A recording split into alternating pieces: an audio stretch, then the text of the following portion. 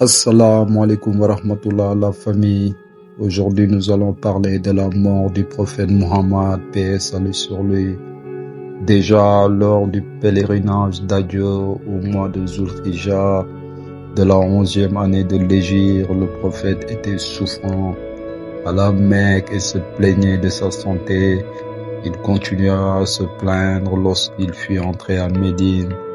On pensait que c'était la fatigue du voyage, mais lui-même savait bien quel était son état. Au commencement du mois de Muharram de la 11e année, sa maladie s'aggrava et la nouvelle s'en répandit dans le monde. Le prophète fut informé qu'il y avait à la frontière de Syrie des mouvements et des rassemblements de troupes romaines. Malgré sa maladie, il donna l'ordre aux musulmans de se préparer pour aller en Syrie et nomma Oussama, fils de Zayd, chef de l'expédition. Oussama établit son champ aux portes de Médine et tous firent leurs préparatifs. Cependant, les soldats murmuraient en disant: il fait du fils de son affranchi, le chef des Muhajirs et des Quraysh et des Ansar.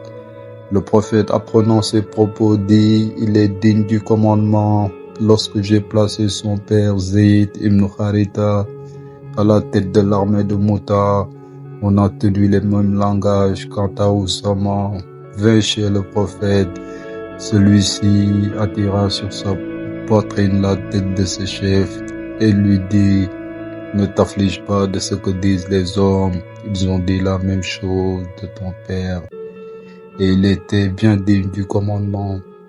Tu l'es pareil, lui donnant des oléoges et le combla d'honneur. Oussama se rendit au champ et les soldats, après avoir terminé leurs préparatifs, y vinrent également. Ensuite, le prophète fut informé que dans le Yémen, il avait surgi un homme nommé Aswad qui se prétendait prophète, qu'on autre nommé Tulayha de la tribu des Bani Assad faisait valoir les mêmes prétentions au milieu des Bédouins, et qu'un grand nombre d'habitants du Yémen et de Bédouins avaient suivi Aswad et Tulayha, adoptant leurs croyants, et avaient renié l'islam. Le prophète, qui connaissait déjà les monnaies de Moussaïlima, fut très affligé en apprenant la révolte de ces deux hommes.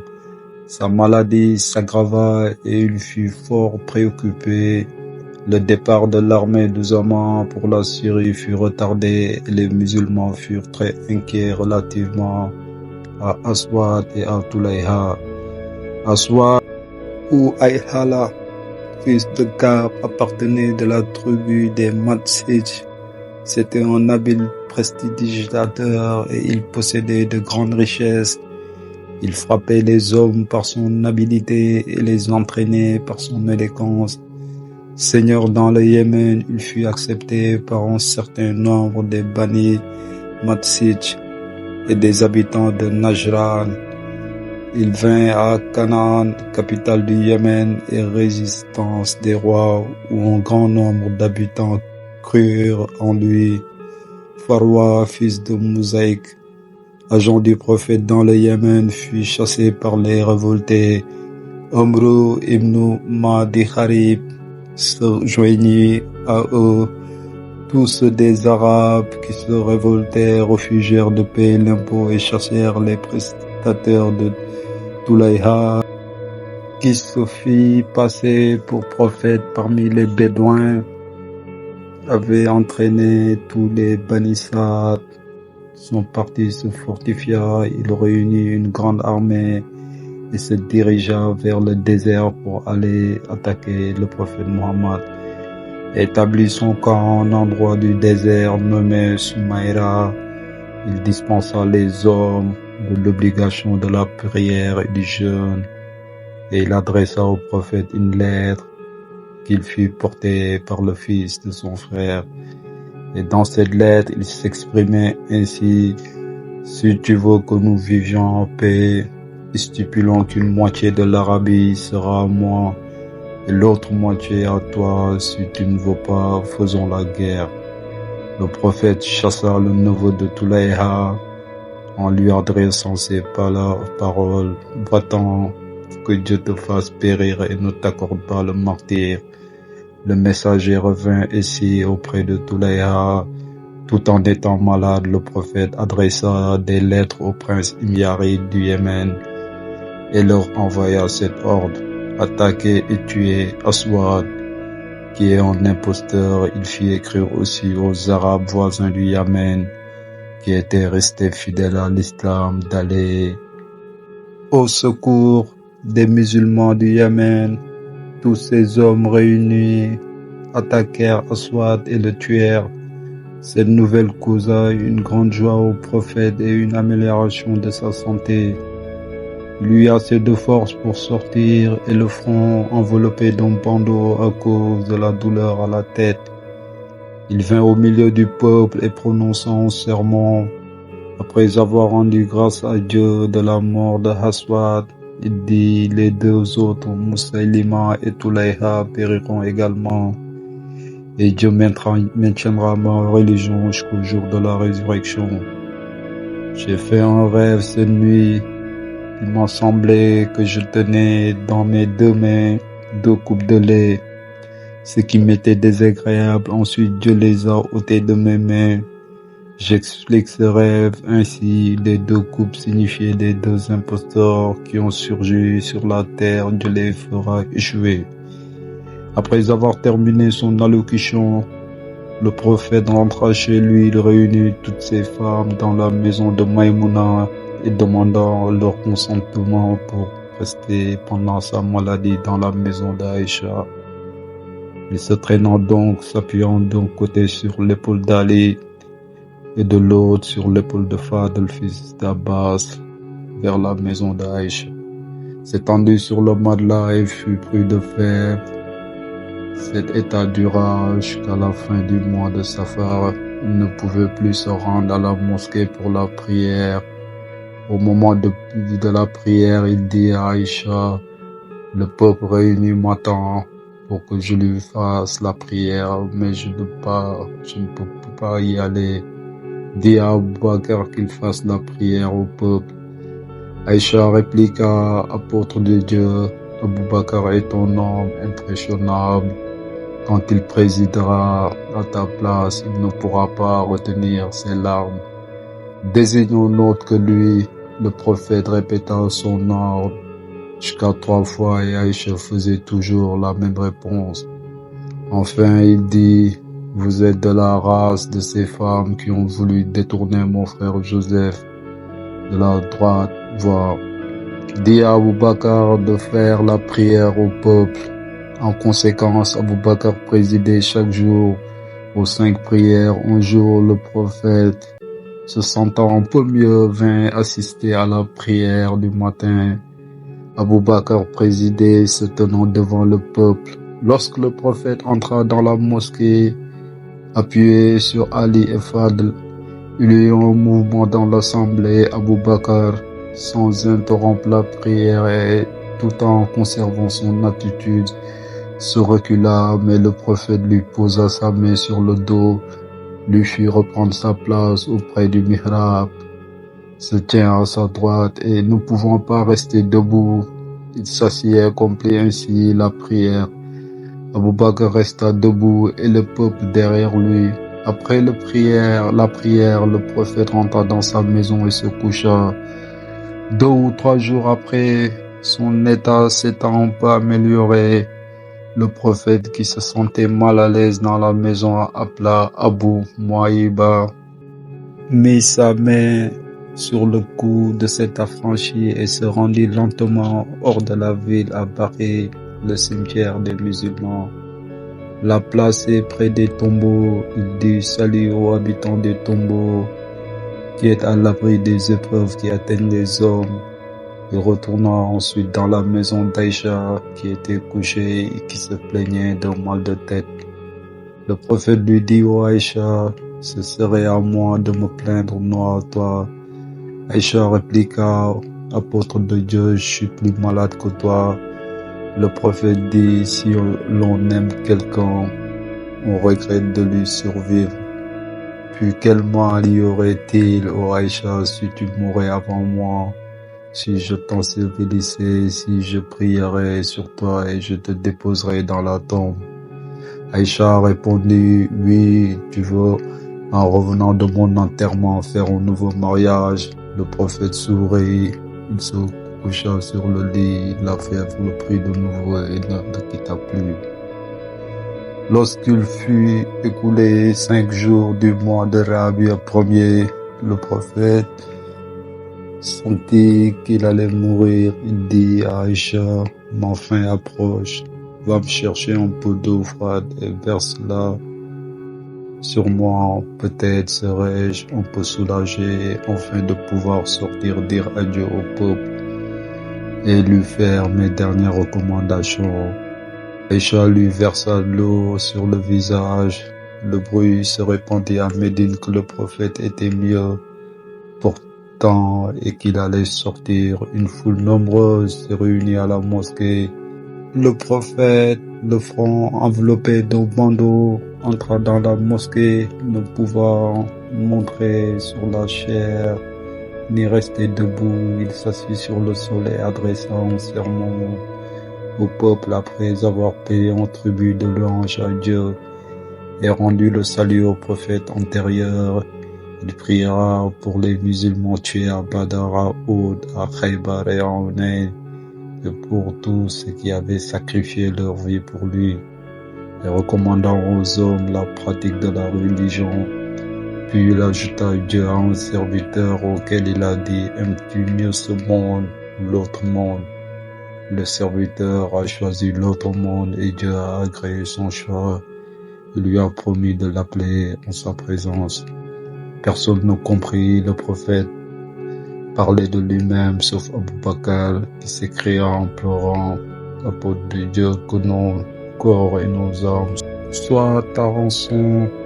Le prophète, sachant qu'Abu Bakr avait compris ses paroles, dit, ô Abu Bakr, ne pleure pas, car tu as été avec moi dans ce monde et tu seras avec moi dans l'autre monde.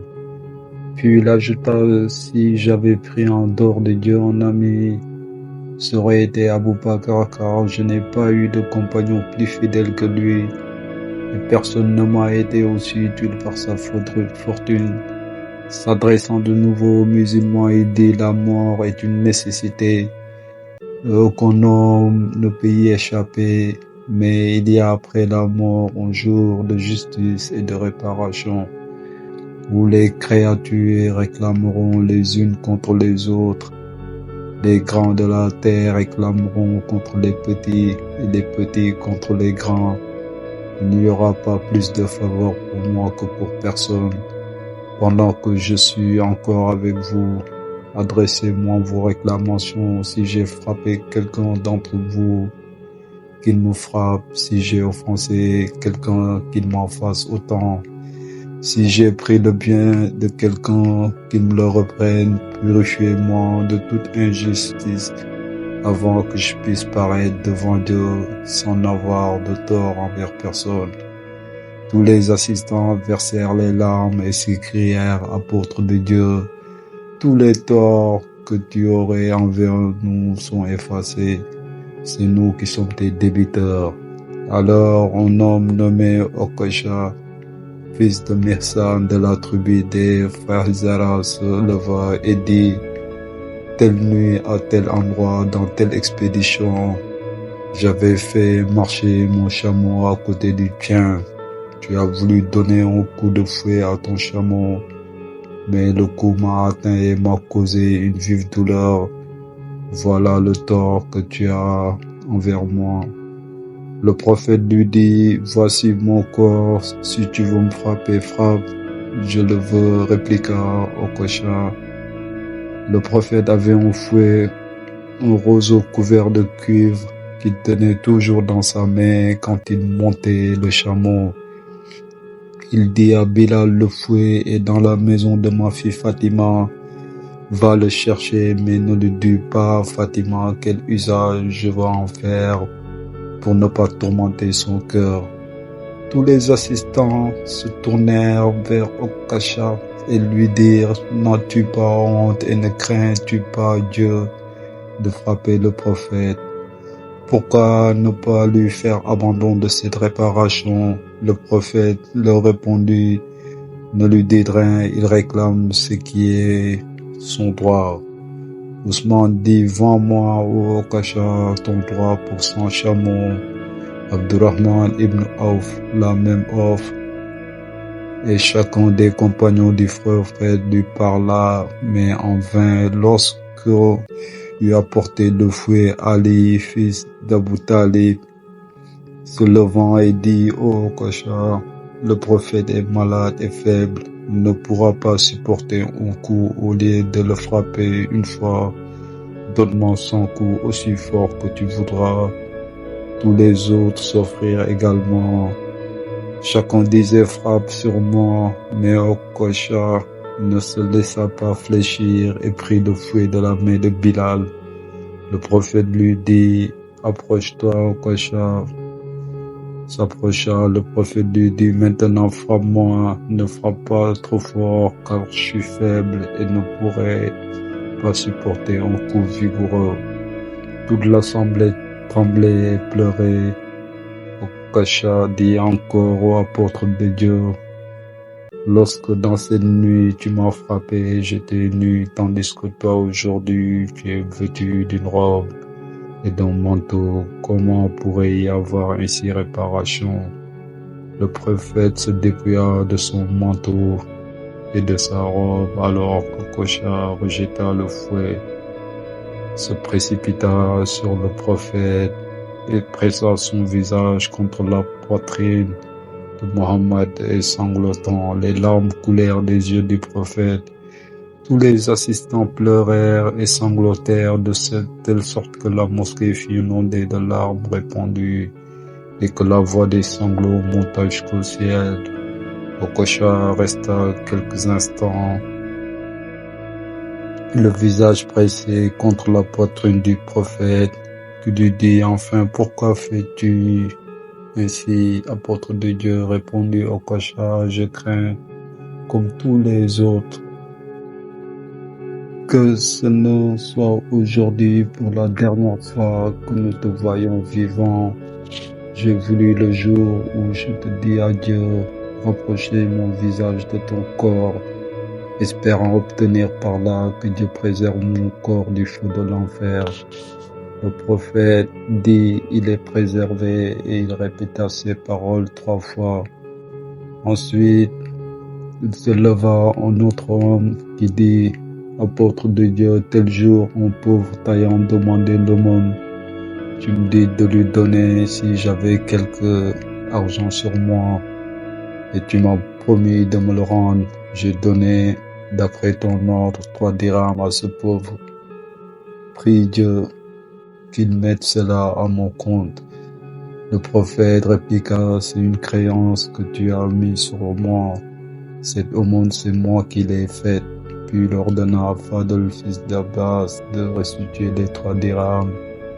Et s'adressant de nouveau à cet homme, il ajouta, maintenant donne-les à un pauvre si tu veux, et si tu en auras le mérite. Un autre homme se leva et dit, apôtre de Dieu, tel jour j'ai dérobé du butin provenant de telle guerre 3 dirhams dont j'avais besoin. Le prophète dit à Fadl, prends de cet homme les 3 dirhams et mets-les au trésor. Enfin un autre se leva et parla ainsi, apôtre de Dieu, je suis un hypocrite et un menteur. Prie Dieu pour qu'il ôte l'hypocrisie de mon cœur. Le prophète pria pour lui. Omar ibn Khattab dit à cet homme, pourquoi te déshonores-tu devant toute l'assemblée? Le prophète dit à Omar, mieux vaut la honte en ce monde que dans l'autre monde. Omar répliqua, je pense que cet homme n'est pas hypocrite, car s'il l'était, il n'en aurait pas honte, il ne craindrait pas Dieu, il n'aurait pas confiance à la prière du prophète. C'est vrai, répondit le prophète, puis il ajouta, Omar est toujours avec la justice, et la justice est toujours avec Omar, en tout lieu. Ensuite il se leva et rentra dans son appart. Ce fut la dernière fois que le peuple le vivant, la fièvre le saisit avec force et prit. Le troisième jour, en caractère plus violent, on demanda à Ali, qui sortait d'auprès du prophète, comment se portait le malade. Ali répondit qu'il trouvait mieux.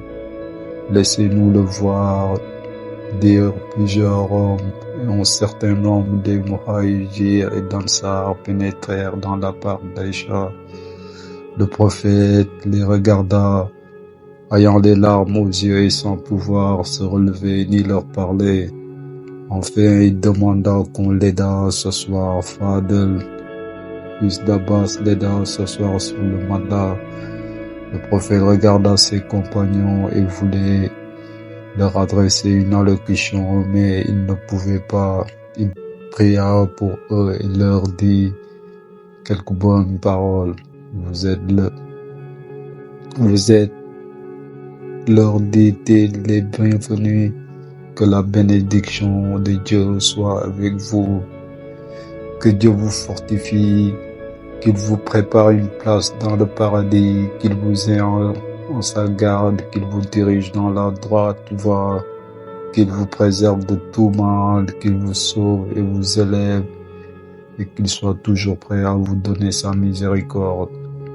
Je vous en exhorte à craindre Dieu et je vous confie à lui. Lui recommande vos intérêts. Je vous exhorte à craindre Dieu, car c'est de sa part que j'apporte toujours la promesse et la menace, à ne point montrer de présomption envers ses serviteurs, à ne point commettre le mal dans son empire, comme il est dit dans le Coran. Cette demeure de l'autre vie, nous la donnerons à ceux qui ne cherchent pas à s'élever sur la terre au-dessus des autres, etc. Sourate 28, verset 83. Je vous en engage encore à bien traiter les serviteurs que vous aurez sous vos ordres. Je vous recommande de maintenir la religion de Dieu et d'expulser de la presqu'île arabique tous les infidèles. Je vous laisse deux choses qui vous empêcheront après moi de tomber dans l'erreur, aussi longtemps que vous vous y appuierez, la parole de Dieu et ma famille. Je vous recommande d'honorer les Ansar, car ils sont ma famille et ils sont dignes de votre respect. Écoutez ceux d'entre eux qui font le bien et pardonnez à ceux qui font le mal. J'implore le pardon de Dieu pour moi et pour eux. Après avoir prononcé ces paroles, le prophète, ne pouvant plus se tenir assis, posa sa tête sur l'oreiller. Ses compagnons lui demandèrent, apôtre de Dieu, qui te lavera après ta mort? Mes proches parents répondirent-ils, qui te placera dans ta tombe? Mes proches, comment t'ensevelirons-nous? Dans les vêtements que je porte ou dans les étoffes blanches d'Égypte ou du Yémen? On lui demanda encore qui priera pour toi. Il dit que Dieu vous accorde son pardon et une magnifique récompense pour votre foi et pour la solitude que vous prenez envers son prophète. Quand vous m'aurez lavé et enseveli, vous me placerez au bord de ma tombe, car le premier qui priera sur moi sera Gabriel, Sayyidina Jibril, puis Mikaïl, ensuite Israfil et Malak al-Maut. Ensuite vous entrerez, hommes et femmes, par groupes successifs, et vous prierez sur moi. Quand tout le peuple aura prié, vous me mettez dans la tombe et vous vous en retournerez. Je vous donne la paix à vous et à tous ceux de mes compagnons qui sont absents. Saluez aussi de ma part tous les hommes qui, jusqu'au jour de la résurrection, croiront en moi. Dites-leur qu'au jour de la résurrection, je vous trouverai près du pont Sirat, que je ne franchirai pas avant d'avoir intercédé auprès de Dieu pour mon peuple. Lorsque le prophète eut fini de parler, son état devint plus grave. Ses compagnons sortirent et ses femmes s'assirent autour de lui comme il arrive à quelqu'un qui perd connaissance. Ses yeux s'enfoncèrent dans leurs orbites Sa langue s'alourdit, les femmes d'après leur idée en médecine dirent entre elles, il en est proie à un dessèchement pleurésie. Elles apportèrent de l'huile et Asma, fils d'Oumaïs, en versant un peu dans le nez du prophète. Lorsque celui-ci reprit ses sens, il demanda pourquoi l'on avait fait cela et qui l'avait fait. Les femmes n'osant pas l'avouer et dire c'est ton oncle Abbas qui l'a fait, le prophète le fit appeler et lui dit mon oncle, pourquoi as-tu fait cela? Abbas répondit, je ne l'ai pas fait. Alors les femmes dirent que c'est nous qui l'avons fait, parce que nous avons pensé que tu étais en proie à un dessèchement et que tu avais perdu connaissance. Le prophète répliqua que Dieu me préserve au moment de ma mort de perdre connaissance. Ensuite, il ordonna que toutes les personnes présentes dans l'appartement, sauf Abbas, fussent soumises à la même opération et qu'on leur versa de l'huile dans le nez, afin qu'une autre fois, ils n'eussent pas l'idée d'agir ainsi sans son consentement, ce qui fut exécuté. Ces événements avaient eu lieu le jeudi. Le lendemain, vendredi, l'état du prophète s'aggrava et la fièvre devint plus intense. Il avait un vase en cuivre qu'il fit remplir d'eau et plaça devant lui de temps en temps pour calmer ses douleurs et la chaleur. Il trempait ses mains dans l'eau et les passait ensuite sur son front et sur son visage en s'écriant « Ô mon Dieu, assiste-moi contre les angoisses de la mort ». Il fut dans cet état jusqu'au dimanche et la maladie empira. Abbas et Ali vinrent le voir. Ali dit à Abbas, mon oncle, le prophète se porte mieux aujourd'hui. Abbas répliqua, le prophète est près de sa fin. Dieu, dans sa bonté, va l'appeler auprès de lui. Je connais les signes de la mort des descendants d'Abu Muttalib et je vois ces signes sur son visage. Puis il ajouta, mon fils va lui demander sa dernière volonté en ce qui concerne la succession pour savoir à quelle famille il la destine. S'il veut que le commandement reste à la famille de Hachim, aux descendants d'Abdul Muttalib, nous serons avertis. Nous ne le céderons pas à d'autres et nous le défendrons. S'il dit qu'il doit appartenir à une autre famille, nous y prétendrons pas. Ali répliqua, ô mon oncle, il ne faut pas l'interroger à ce sujet, car s'il décide que le pouvoir doit appartenir à une autre famille, les Arabes ne le donneraient jamais jusqu'au jour de la résurrection. Abbas garda le silence. Le lendemain, lundi, 13e jour du mois de Rabia, premier de la 11e année de l'Hégire, le matin, à l'heure de la prière, le prophète, se sentant mieux, se leva, ouvrit la porte de son appartement et regarda les hommes assemblés dans la mosquée qui priaient rangés en ordre, l'un derrière l'autre, et Abou Bakr qui remplissait la fonction d'imam. Ce spectacle lui causa une grande joie et il s'écria « Grâce soit rendue à Dieu de ce que, après moi, mon peuple suivra ma direction et mes instructions. » Ne pouvant plus se tenir debout, il se retira et s'assit sur le coussin. Aïcha croyait qu'il était guéri et lui demanda s'il voulait un bois pour se nettoyer les dents, miswak. Je veux bien, répondit le prophète. Aïcha avait chez elle un miswak qui n'était pas encore entamé et mâché. Elle le prit, l'amollit en le mâchant et le donna au prophète qui le porta à ses dents et les frotta avec vigueur. Aïcha dit, ne frotte pas trop fort, tu abîmes les dents. Il répliqua, oh Aïcha, Gabriel m'a toujours recommandé de faire ainsi, de même qu'il m'a recommandé de nous lier si étroitement avec nos voisins que ceux-ci puissent avoir une part à l'héritage ils m'ont dit aussi que l'esclave doit être affranchi à la mort de son maître.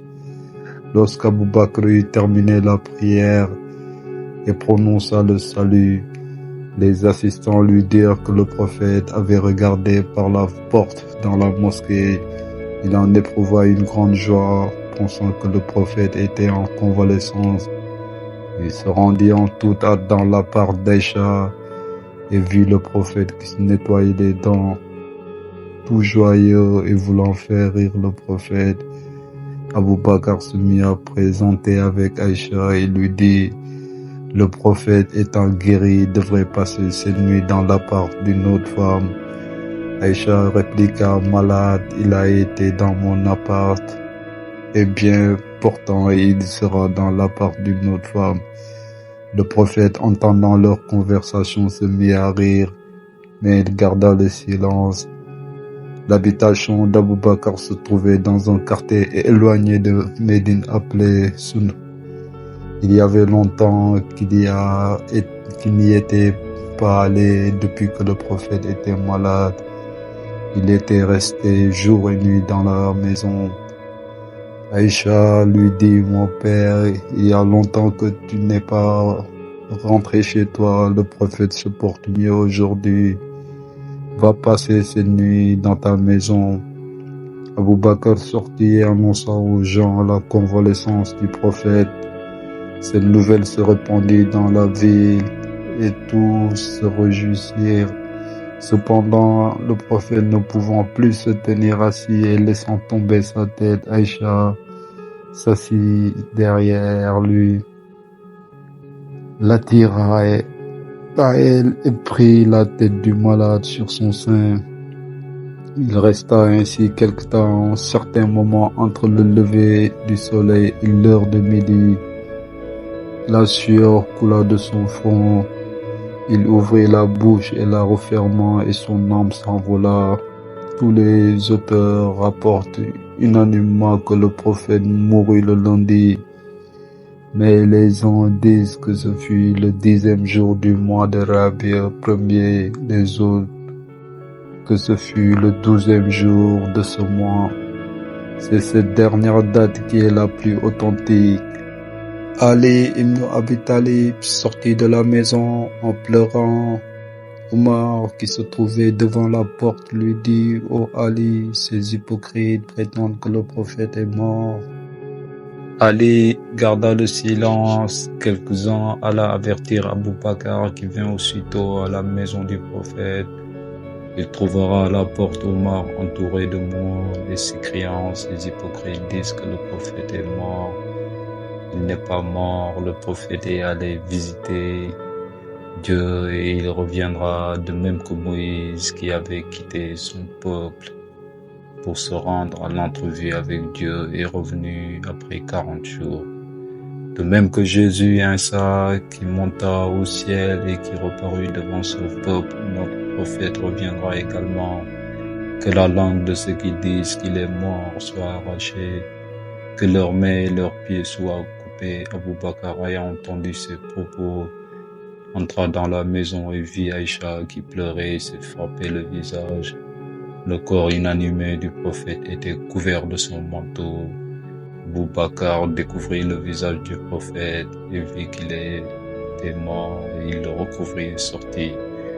Omar continua à haranguer la foule. Abou Bakr lui dit: ne parle pas ainsi, ô Omar, car Dieu a dit au prophète: tu mourras, et aussi ils mourront. Sourate 39, verset 30. Omar dit: il me semble que je n'ai jamais entendu ce verset. Abou Bakr s'adressa à la foule et dit: musulmans, Mohammed a quitté ce monde. Que ceux qui adoraient Mohammed sachent qu'il est mort, mais ceux qui adoraient Dieu sachent que Dieu est vivant et ne meurt jamais. Dieu a dit: Mohammed n'est qu'un apôtre, il a été précédé par d'autres apôtres. S'il mourait ou s'il était tué, retourneriez-vous en arrière, etc. Sourate 3, verset 144. Alors le peuple, ne doutant plus de la mort du prophète, fit éclater sa douleur et pénétrant dans l'appart pour voir le prophète. Ensuite, il se retira, la mosquée se remplit des gens de la maison du prophète, ses femmes et ses affranchis pleurèrent et gémirent. Ils se frappèrent le visage. Pendant ce temps, les musulmans s'assemblaient pour délibérer. Le corps du prophète n'étant pas encore lavé, que déjà la dissension s'élevait à Médine. Un homme entra dans la mosquée et dit: les Ansar se sont réunis et prêtent serment à Saad ibn Ubaïda. Abou Bakr se levant et prenant Omar par la main, il sortit avec lui. Ali et Abbas restèrent auprès du lit du prophète et prirent des dispositifs pour laver le corps, l'ensevelir et l'enterrer. Abou Ubaïda, fils d'Al-Jarrah, vint au devant d'Abou Bakr et d'Omar, qui se dirigeaient vers le lieu où étaient rassemblés les Ansar, et leur dit: retournez, car les Ansar sont réunis dans les vestibules Saqifa des Bani Saïda et proclament Saad ibn Ubayd sans se soucier de ce que le prophète est mort et de ce qu'il n'est pas encore enterré. Mais vous qui êtes les proches du prophète, des Muhajir, retournez et procédez en l'ensevelissement. Ensuite, établissez l'un des vôtres comme votre chef, car les Ansar ne voudront plus se soumettre à vous. Abou Bakr répliqua: par Dieu, je ne m'en retournerai pas que je ne les ai vus et entendus. Il prit Abou Ubaïda par la main et se rendit avec lui et Omar au lieu où s'étaient réunis les Ansar. C'était la mort du prophète. Que Dieu le bénisse et que le salut soit sur lui, sur ses compagnons, ses amis, ses femmes, ses affranchis, ses martyrs et tous ceux qui l'ont dans le cœur. Allahumma salli ala Sayyidina Muhammadin wa sallim. Alaykum salam wa rahmatullah, chers frères et sœurs. Merci.